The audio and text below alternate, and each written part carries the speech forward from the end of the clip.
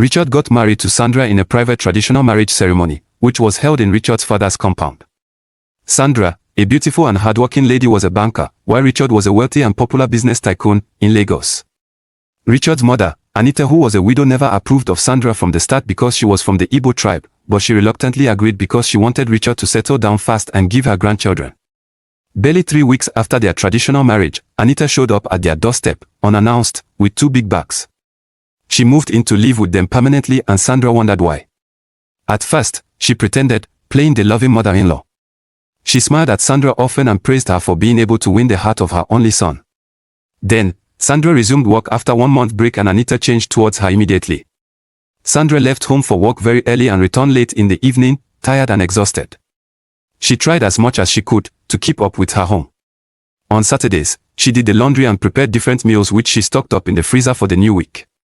Throughout the week, she would heat up the food and serve Anita and her husband. Anita began to complain, saying that she preferred freshly prepared food. How can a married woman be so busy to prepare fresh meals for her husband? Anita challenged Sandra one night, when she was setting the table for dinner, with the food she had just heated. Mama, but you know the nature of my job would not allow me prepare food every day. Besides, my husband is not complaining, Sandra replied her calmly. Anita became angry. She yelled at her and called her many terrible names. You are nothing but a cheap harlot, who go about sleeping with clients, so they could bank with you, she fumed. Sandra was surprised at her outburst and she was hurt. She quietly walked into their room and didn't come out nor have dinner again that night. When Richard came out to eat, he met his mother at the dining table crying. When he asked her what was wrong and why she was crying, she said Sandra had insulted her, simply because she told her to create more time for her husband. You know, Sandra is always so busy with work. She barely has time for you. I only told her that a woman who truly loves her husband would put him first. There was nothing she didn't compare me with. She insulted me and even my late husband, your father, Anita explained in tears. Richard couldn't bear to see his mother in tears like that. He became very upset. He stormed back into the room and began to yell at his wife. He warned her never to insult his mother again. You have no idea what my mother means to me, do you? If that is the way you insult your own mother, that is your family's problem. Do not ever insult my mother again, else you would see the other side of me, he said with rage. Sandra tried to explain what exactly happened, but Richard refused to listen. He stormed out of the room, picked his car keys and left the house that night, ignoring the food on the dining table. He went to a nearby restaurant and ate, after which he returned home. He spent the night in the guest room that night, leaving Sandra alone in the room they both shared. Sandra couldn't sleep that night. She cried all through. She knew she didn't insult her mother-in-law and she felt so bad that her husband took sides with his mother without hearing from her first. For peace's sake, Sandra went down on her knees to apologize to Anita the next day. She also begged her husband to forgive her. Anita was happy and she forgave Sandra. But it didn't stop there. Anita made sure Sandra's every move was scrutinized. She criticized her cooking, mocked her fashion choices, and even made sarcastic comments about her career. Slowly Anita twisted Richard's perception of his wife. Sandra, who had always prided herself on being able to handle anything life threw her way, soon found herself questioning everything she did. She didn't understand why Richard didn't stand up for her and why was he so easily swayed by his mother's opinions. One Saturday morning, after a particularly nasty confrontation where Anita accused Sandra of not being a submissive and humble wife, the tension became unbearable.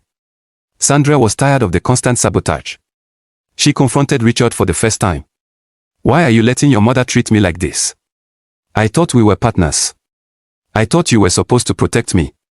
You take sides with your mother, without even hearing from me. That is so unfair, she said, her voice trembling with frustration. Richard simply told her to learn how to respect his mother and do her bidding and everything would be alright. Do whatever my mother tells you to do and peace will reign, he told her and walked away without any form of remorse. Sandra did her best afterwards, but her efforts yielded no results. Anita was simply relentless. She knew exactly how to handle her son and get him to do her bidding. She simply didn't like Sandra. A few weeks later, a day after their first-year wedding anniversary, Anita planted the final seed that would lead to the unraveling of the marriage. She called Richard to her room for a brief discussion. It has been 1 year since you got married and your wife is yet to conceive. I am sure it is because she works too much and hardly finds time to rest. Ask her to resign from her job and become a full-time wife. That will help her rest well and conceive. I want grandchildren, she said to him, almost in tears. Richard consoled his mother and thanked her for her observation and advice. "I will do as you have said, Mama," he assured her. He waited patiently for Sandra to return. When his wife returned that evening and they had had dinner and retired to their room, Richard asked her to resign from her job. "You know you really don't need to work. I am wealthy enough to take care of you.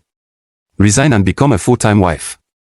I would place you on a monthly income if that is what you want," Richard told Sandra, who vehemently refused to resign from her banking job. "I am sorry, my love, but I can't resign from my job. I love and enjoy what I do. I have built my career to a point of no return," Sandra replied him softly. Richard tried to convince her that it was for their good. He attributed their inability to conceive within the first year to the stressful nature of her job. Sandra gently insisted she would not resign from her job. Richard became angry immediately. "Since you have decided to disrespect me in this manner, you have to choose between me and the job," Richard said, and walked out of the room in anger. He stopped eating her food from that day and his mother began to prepare his meals. Sandra ignored them, hoping that Richard would come around, but he didn't. Things got worse instead. He stopped making love to her completely. He moved his things to the guest room permanently, and this really broke Sandra's heart. One evening, after about 2 weeks that Richard asked her to resign, Sandra drove in from work and met her luggage outside the house, with a written note on one of the bags. It read, "I cannot be married to a woman who is not submissive and does not respect me as her husband and even my mother." Sandra tried to open the door, but it was locked. She rang the bell severally, but there was no response. She called her husband's lines repeatedly and she could hear the phone ringing inside the house. Richard ignored all her calls. She tearfully began to pack her bags into her car. When she was done, she drove out of the compound and never went back. That was how her marriage to Richard came to a sudden end. Sandra's family tried to intervene in the matter, but Anita, who did all the talking during the meeting, while Richard simply watched on, said her son was no longer interested in their daughter. After the end of his first marriage, Richard tried to move on. He knew he still loved Sandra, but he couldn't bring himself to disobeying his mother. Anita, however, wasted no time in asking him to look for another woman. "Please, be careful this time. Make sure she is a good and respectful woman," she encouraged him. Exactly 6 months after his marriage to Sandra ended, Richard met and fell in love with Lucy, who worked with an insurance company. They became friends and ended up in a romantic relationship. Richard loved her so much, but he was worried about the nature of her job. He didn't want her to have issues with his mother. He decided to make her an offer. 6 months into their relationship, Richard proposed to her. After she agreed to marry him, he made a request. "I want you to resign from your job. I will pay you double your monthly salary. Just be a stay-at-home wife and take care of the house, please." Lucy didn't like the idea. But the thought of being paid a monthly 300,000 naira instead of the 150,000 naira was tempting. She agreed and Richard immediately transferred 900,000 naira for 3 months into her account. They got married. Anita, who had gone back to her house after Sandra left, returned to Richard's house 2 months after his wedding. She saw how Richard showered Lucy with so much love and affection. She became uncomfortable. "This one will make my son forget me completely. I have to do something," she muttered to herself. Lucy was the perfect daughter-in-law any mother-in-law could have wished for. She respected Anita so much, prepared delicious meals for her and her husband and kept the house very clean. Yet, Anita was not satisfied. She saw Lucy as a threat and decided that she couldn't be married to her son. She began to complain about Lucy to her son, starting with small, seemingly innocent comments. She would talk to Richard about how Lucy doesn't seem to understand the true meaning of respect, or how Lucy doesn't know how to properly manage a home. Each time she made one of these comments, she waited for them to sink into Richard's subconscious, knowing full well that he would start to see her concerns as valid. But Anita's real game was more deceitful than that. She began to create situations where Lucy would appear to be disrespectful without realizing it. During family dinners, Anita would subtly compare her to Sandra, saying things like, "Sandra was always so outspoken, but at least she knew how to handle a situation with grace." Lucy was eager to fit in. She tried harder and harder to please Richard's mother. But each effort was met with further criticism. The final straw came when Anita suggested that Lucy was secretly trying to get a piece of Richard's wealth, implying that she was only after his money. Richard, consumed by his mother's words, became suspicious of Lucy's every move. He started to question her intentions, and the cracks in their marriage began to show. Apart from the monthly 300,000 naira, Richard used to give Lucy any amount of money she asked for, without asking her what she needed the money for. But after his mother's unfounded statement, he began to ask her to list out all she wanted to do with money, before he gave her. Sometimes, he would strike out some items from the list, saying they were irrelevant. This continued for a while until he stopped paying her the 300,000 naira. When she asked him why he stopped, he called her barren, saying he was tired of wasting so much resources on a barren woman. My mother visited a spiritualist, who told her that you are a barren woman and that you can never have children, he told her. Anita had lied to him that she visited a spiritualist. Lucy, devastated and confused, tried to fight for their marriage. Richard, what's happening? Why are you listening to your mother over me? I am not barren. We have been married for just 1 year. We will definitely have children, she said helplessly. But it was too late. The damage had been done. Anita had planted enough doubt in Richard's mind that he eventually asked Lucy for a divorce. His excuse was that his mother was right about Lucy. He agreed that Lucy was only after his money and nothing else. That was how his marriage to Lucy came to an end. Lucy packed her things quietly that night with her tears streaming unchecked. She had poured her heart into her marriage, endured Anita's endless criticisms, and fought to make Richard see the truth. But she had failed. Richard was obviously a mommy's boy who had no say over his own affairs. Anita watched as Lucy left their Lekki apartment with an air of triumph. Months passed, and Richard buried himself in his business. He decided to stay away from women for a while. His mother remained in his house, preparing his meals and taking care of the house. Anita was in the open-air grocery market one morning, buying vegetables when she first encountered a beautiful lady named Marilyn. The lady's polite behavior, warm smile, and calm tone immediately attracted her. Anita eyed the young woman closely. She looked innocent and there was something about her that radiated humility and respect, the very qualities Anita had always claimed to value in a daughter-in-law. What is your name, my dear? Anita asked, her tone unusually warm. Marilyn, Ma, she replied, bowing slightly in respect. Anita smiled, paid for the vegetables and left the market. Over the next few weeks, she visited the market more often than necessary, always returning to Marilyn's store. The lady's polite attitude remained consistent, and Anita was convinced she had found the perfect wife for her son. I see you are hardworking, humble, and well-mannered, Anita said one day after purchasing another batch of goods. Have you ever considered getting married? My son Richard is looking for a wife and I would like you to marry him, she added. True to her word, Anita wasted no time introducing Marilyn to Richard. I've met someone special, she announced to Richard one evening in the living room. She's everything I've been praying for in a wife for you, modest and respectful. She's not like Sandra or Lucy. She's humble and will respect you and this family. Just meet her once. Reluctantly, Richard agreed. The following weekend, Anita arranged a lunch date for them at a small restaurant in Yoba. Marilyn's soft-spoken nature immediately won over Richard. She seems nice, Richard admitted to his mother after the meeting. It wasn't long before Richard and Marilyn began dating. 3 months later, Richard proposed to her and Anita was happy. I can easily control Marilyn and get her to dance to my music, she mumbled to herself. But what Anita didn't know was that Marilyn was far from the obedient woman she appeared to be. Their wedding was a modest but elegant affair. Anita couldn't have been prouder as she introduced Marilyn to her friends and relatives, boasting about her son's new wife. She's everything I've always wanted for Richard, she said, smiling widely. Marilyn played the part perfectly. She was the picture of humility, greeting elders with a deep bow, speaking softly, and staying by Richard's side like a dutiful wife. Richard was charmed by her conduct and felt he had finally made the right choice. For the first few weeks after the wedding, everything seemed perfect.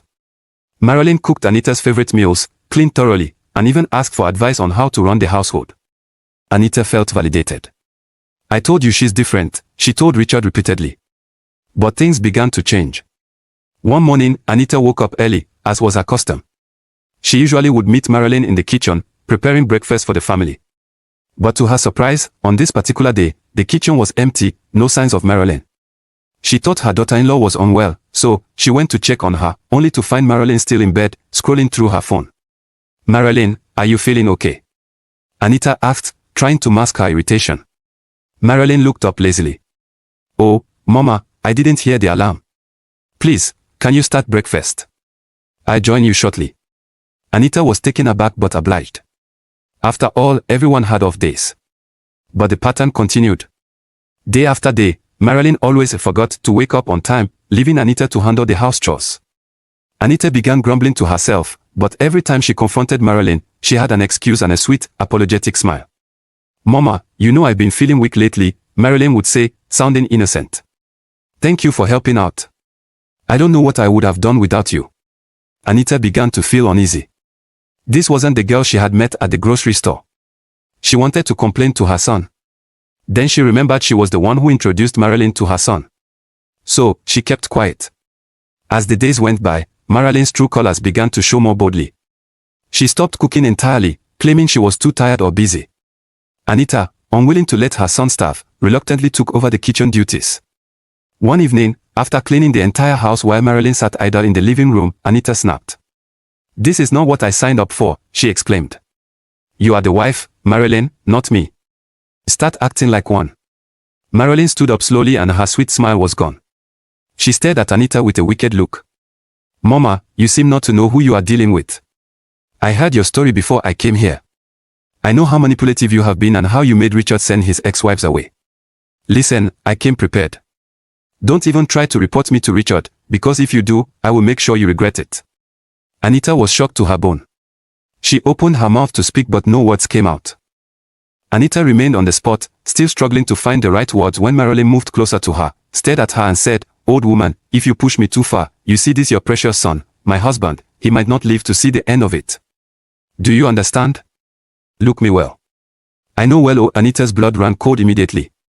She had never imagined the innocent girl from the market could utter such words. She quietly turned, went straight to her room and broke down in tears. But that was just the beginning. She had no idea what laid ahead of her. Without knocking, Marilyn went into Anita's room, shortly after. She began to laugh when she saw her crying. "Mama, you dare cry. I have not even started and you are crying. Get ready for a ride with me. You will definitely regret bringing me here, you wicked old woman," she yelled. "Please, Marilyn, kindly pack your things and leave my son's house," Anita begged, raising her teary face to look at Marilyn. "I introduced you to my son because I thought you were respectful and calm. It was a mistake. Please leave," Anita added. Marilyn began to laugh once more. "Get ready, Mama. You are stuck with me," she said softly and walked out of the room. Immediately Marilyn stepped out of the room, Anita's phone rang.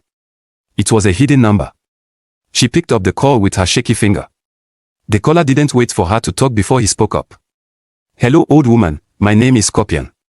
I am calling to warn you to behave well and be a good woman, otherwise, I will take your son's life." The caller went on to describe Richard, his company, his routine and several other information, trying to prove to Anita that he knew Richard well and had enough information to track him down. "I don't understand what you mean by I should behave well and be a good woman. Please, who are you and what do you want?" Anita asked, trembling visibly. "Marilyn is our cult member and she has complained to us that you are threatening to kick her out of her husband's house. If you love your only son and child, you better calm down, else we will take him down." "I won't warn you again," the caller replied and hung up. Anita threw herself to the ground and wept bitterly. "See what I have done to myself. Sandra and Lucy were never rude to me, neither did they ever threaten me. What have I done to myself?" she said as she continued to cry. She cried herself to sleep and didn't know when Richard returned. The next morning, Marilyn emerged from the bedroom and entered the kitchen, closely followed by her husband. With a warm smile, the perfect picture of a devoted wife, she greeted her Anita, who was already in the kitchen. "Good morning, Mama. Did you sleep well? Thank you so much for helping me. You are the best mother-in-law ever," she said, smiling lovingly. Anita watched turned to face her, still mad at her for the event of the previous day. She didn't respond to her greeting. Instead, she turned back and focused on her cooking. "Mama, my wife is greeting you," Richard said, wondering if she didn't hear her greeting. Before Anita could reply, Marilyn began to cry. "I don't want to come between you and your mother, but sometimes she's a little harsh with me. I don't know what I did to Mama. She has been acting cold towards me for some days now," she said as she continued to cry. Richard was heartbroken, seeing his wife cry. "Not again, Mama. You were the one who introduced my wife to me. I would appreciate if you both could live together peacefully." Anita was shocked and sad that her Richard believed his wife without even asking her for her own side of the story. She knew Marilyn was lying and only being manipulative. This evil woman is playing her game masterfully, trying to plant seeds of doubt in Richard's mind, she thought to herself. Over the next few days, Marilyn continued with her gentle operation. Whenever Richard was around, she would be the perfect wife, sweet, attentive, and respectful. But when they were alone, she made sure to antagonize Anita, knowing that any complaints would now seem exaggerated. Anita became the housemaid and errand girl of the house. She obeyed every of Marilyn's instructions. She couldn't risk losing her only child. At night, Marilyn told Richard a lot of things about his mother, indirectly suggesting that Anita didn't like her and gently acting like the victim. Anita watched helplessly as her relationship with her son began to go sour. Richard started spending less time with her and often taking sides with Marilyn during disagreements. Whenever she asked Richard to see her in her room for discussion, he would give her a million reasons why he wouldn't have the time to see her.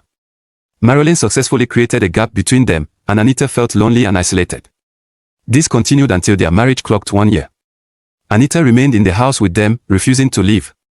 Richard returned from work one day and refused to greet his mother. She greeted him but he didn't respond, rather, he kept a straight face.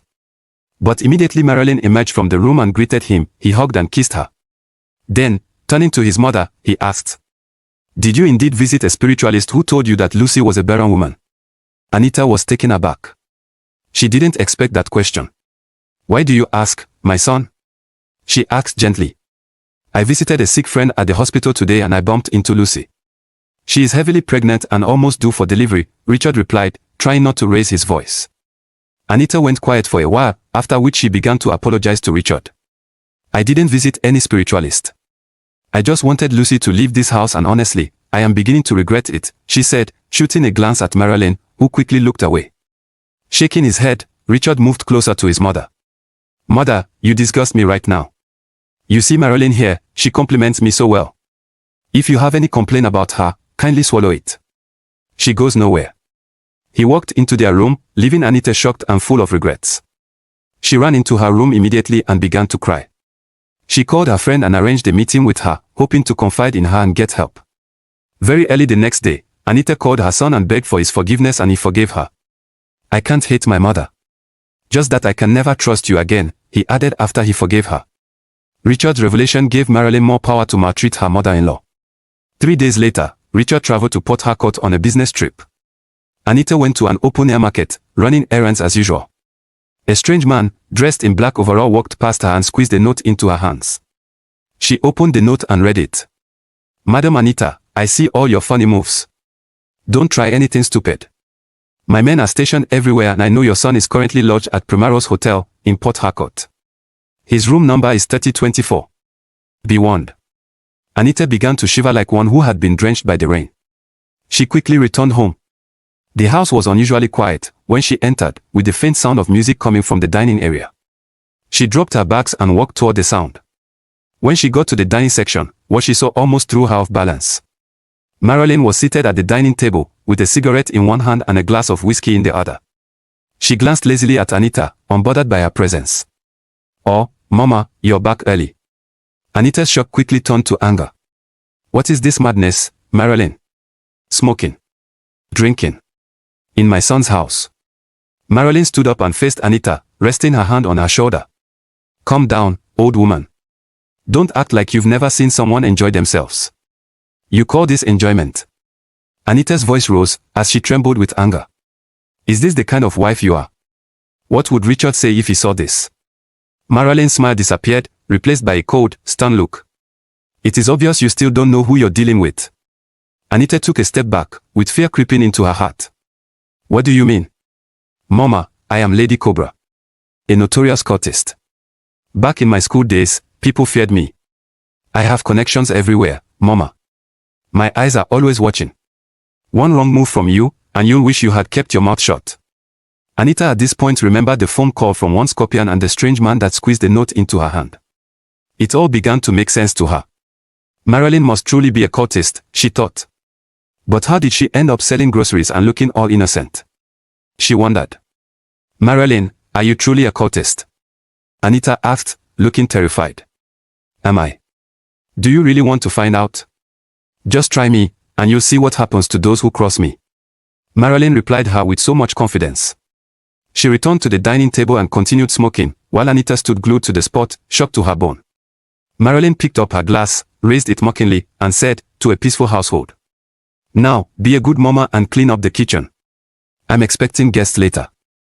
Anita quietly obeyed her as she entered the kitchen and began to prepare food.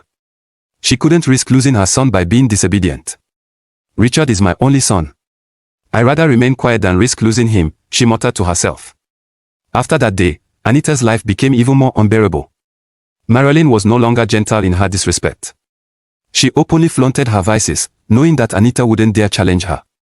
"Do you think Richard would believe you if you told him anything?" Marilyn taunted one evening, while Anita scrubbed the kitchen floor. No, he won't. You've lied to him before, haven't you? Why would he listen to you now? Marilyn's words cut deep, reminding Anita of her past mistakes. She truly did lie to her son and said many terrible and untrue things about his ex-wives. Once again, she regretted her actions and wished she could turn back the hands of time. On a Friday evening, Richard was still away on his business trip. Anita had just finished tidying up the living room when she heard the loud sound of music coming from outside. She peeked through the window and froze. A group of scantily dressed women and a few men were making their way toward the house, laughing loudly, smoking and carrying bottles of alcohol. One of them was playing music so loud, from a speaker that Anita had to cover her ears with her hands. What is this nonsense? She muttered, heading toward the front door. She flung it open with all her might, but before she could step outside, Marilyn entered, followed by her entourage. The smell of cigarette smoke and perfume filled the air. Oh, Mama. Meet my beautiful people. They will be staying for a while. We're just here to have a little fun, that's all. Marilyn said with a fake smile. Anita's eyes ran through the group. In this house. Are you out of your mind, Marilyn? How can you bring these kinds of people to this house? This is not a nightclub, she said, trying not to sound too harsh. Relax, Mama, Marilyn said with a grin. It's not like we're bothering anyone. Richard isn't here, and I am very sure that we are not bothering you, or are we? Anita couldn't respond. The group brushed past her, settling themselves into the living room. One of the ladies lit up a cigarette, while another plugged her phone into the speaker system, blasting more deafening music. Anita's head pounded from the noise. She stormed into the living room. This is my son's house, not some nightclub. Turn that music off right now and leave immediately. But the group ignored her. Marilyn laughed, picking up a bottle of whiskey. Mama, you're embarrassing yourself. Why don't you go to your room and rest? This isn't your kind of crowd and I don't want to stress you today. How dare you, Marilyn? You are such a disrespectful girl. Mama, Anita shouted. This behavior is unacceptable. I will not take it. Marilyn's smile vanished, and she took a step closer to Anita. Mama, don't push your luck. My friends don't take kindly to being disrespected. If you value your peace and your son, you will back off. The group began to laugh, ignoring Anita completely. One of them began dancing provocatively in the middle of the room, while another poured herself a drink, spilling some on the carpet. With her heart pounding, Anita turned and left for her room, slamming the door shut behind her. Inside her room, she paced back and forth, with her mind racing. She thought about calling Richard but dismissed the idea immediately. Marilyn had made it clear that she would stop at nothing to maintain control, and Anita feared the consequences of defying her. Tears streamed down her face as she prayed silently. God, please help me. I don't know how I managed to get myself and my son into this mess. Please come to our aid. The noise from the living room continued for a long time. After several hours, the noise finally subsided and finally stopped. Anita stepped out of her room and met a messy living room with empty bottles, cigarette butts, and food wrappers littered everywhere. The group were gone. She grabbed the broom and began cleaning, determined to find a way to end the nightmare. Richard returned 3 days later and they all moved on with their lives. About 2 months to their second wedding anniversary, Marilyn became sick and nauseous.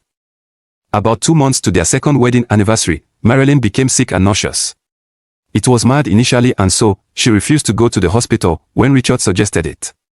However, it got worse after 2 days and Richard couldn't bear to see his wife looking so pale. He took her to the hospital, where some tests were carried out on her. They waited patiently for the doctor. About 30 minutes after her samples were collected, the doctor called them into her office, full of smiles. Congratulations to you both. Your wife is 3 weeks pregnant, she announced as she handed the test result to Richard. He was so happy and so was Marilyn. Thank you so much, doctor, Richard said repeatedly. He couldn't contain his excitement. The doctor urged Marilyn to begin antenatal checkup as soon as she could. Richard happily broke the news to his mother, Anita, as soon as they returned to the house. I am finally going to be a father, he said with so much joy in his heart. Anita was happy about the pregnancy news. It had always been her desires, but she wasn't happy that her first grandchild was coming through Marilyn, whom she considered her worst enemy at that moment. After she became pregnant, Marilyn suddenly changed.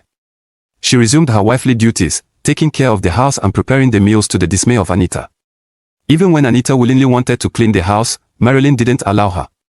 She also began to respect Anita like she used to, making sure her meals were ready at the right time. Anita was confused. She couldn't help but wonder what changed. She didn't ask her though. 6 months into her pregnancy, Marilyn announced at dinner that she had something to tell her husband and mother-in-law. She cleared her throat and began to speak. "Richard, my love, I haven't been a good daughter-in-law to Mama. I have been pretending all the while." She went on to narrate how badly she had treated Anita. Richard's countenance changed. But Marilyn ignored him and continued. "Some years ago, at the university days in Enugu, I belonged to a dangerous cult group. Although, I was forced to join against my wish. I became one of the most feared ladies on campus. I did so many terrible things. But after I left school, I became a changed person. I stopped attending their alumni meetings. They threatened to deal with me, but I stood my ground. After several unsuccessful attempts on my life, they decided to let me be. I relocated to Lagos to start up afresh, because they used their connections to prevent me from getting a good job in the East. I got a little financial help from my family and started selling vegetables at the open market where Mama eventually met me. After she left, the day she asked me to marry her son, one of my very good customers turned friend walked up to my store. While I was attending to her, she asked me who the woman that just left my store was. Being a very close customer, I opened up to her that the woman wanted me to marry her son. She was the one that told me that you had been married twice and that your mother made you send your ex-wives away, leading to the end of your marriage. She said she was your first wife's friend. If you must have a successful marriage with Richard, don't go there and start being a good wife. You must be rugged and disrespectful, else you will be kicked out the same way his ex-wives were kicked out, she warned me. I didn't believe all she said until I met you, Richard, and you matched her description perfectly. That was why I began to put up all of the drama. So, the smoking scene and the noisy party were all staged. I paid those people to come here. A friend organized them for me. I used to be a bad girl, but I changed. I only wanted Mama to get angry and leave, so I could enjoy my marriage, but she simply refused to go.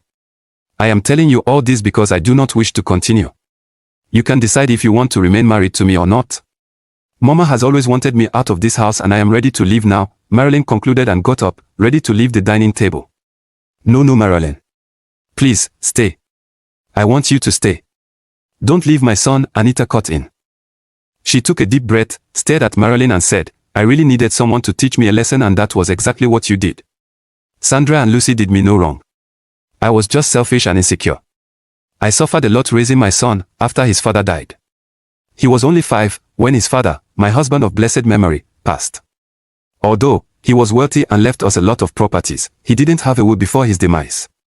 So, 2 months after his demise, I was still mourning him when his family members stormed our residence and forcefully evicted me and my son from the house. I cried, I begged. I told them to consider my son and have a rethink, but all my pleas fell on deaf ears. I contacted my husband's lawyer who told me that my husband didn't leave any will. I was planning on suing them to court when I began to have different spiritual attacks. My husband's uncle appeared to me severally and warned me not to do anything stupid, else they would take my son's life. I became very scared, so I stopped trying to fight them. I began to ask my husband's friends for help, but none of them were ready to help me. Instead, they tried to sleep with me. The one that shocked me most was my husband's best friend named Kelvin. My husband was the one that took him to the city from the village, gave him money to start up a business and stood by him till his business was established. I went to Kelvin for help, thinking he would be different, but I was shocked to my bone when he told me that he had always loved me even when my husband was alive. He told me to lay with him before he could give me money or even employ me. I left his office in tears on that day. I decided to ignore all of them and focused on raising my son alone.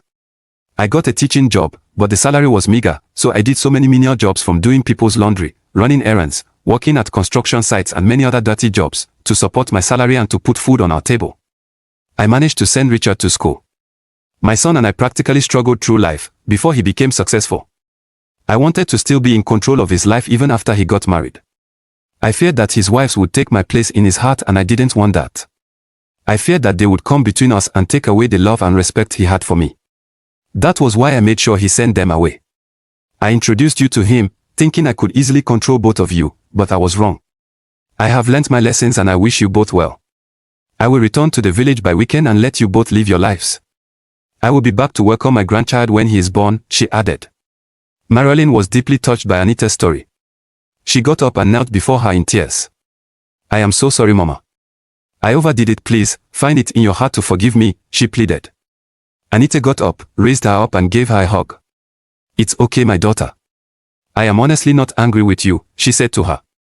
Marilyn turned to her husband and was about to go on her knees to beg him, but Richard stopped her. I am sorry for all I did to your mother. Please forgive me, she begged tearfully. Richard forgave her and gave her a hug. 2 days later, Anita packed her bags and returned to the house built for her by her son, in the village.